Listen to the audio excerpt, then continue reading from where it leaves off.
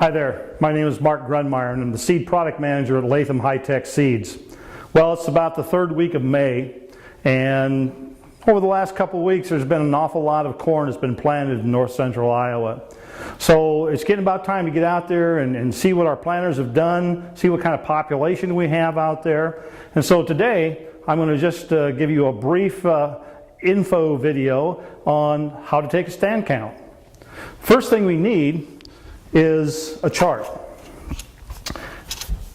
If you happen to be a Latham High-Tech Seeds dealer, this chart is actually in your seed resource guide, your dealer resource guide. It's a very, very good chart. It's actually labeled Corn Replanting Decisions, but in that there's a great article in there about evaluating existing stands.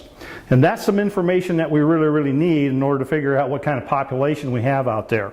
And this chart tells us that if we're in 30-inch rows, then we just have to go out and measure out 17 feet and 5 inches, and that'll be 1/1000th of an acre. So we can count all the plants in that 17 feet 5 inches and take that times 1,000, and that'll give us our population. So that's what we're going to do. Let's go out to the field.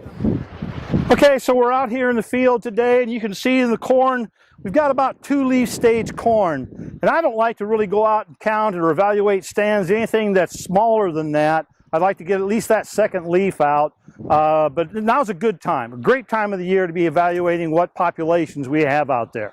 So as we mentioned earlier, we're going to measure out 17 feet 5 inches. And I brought along a couple flags. We're just going to measure from that starting point.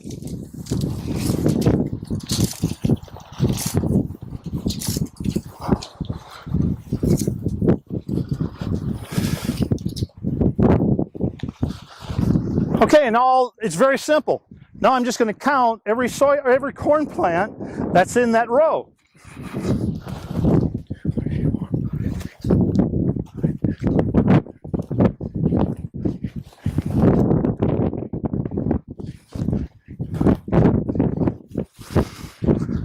$31. So that means our population out here is 31,000.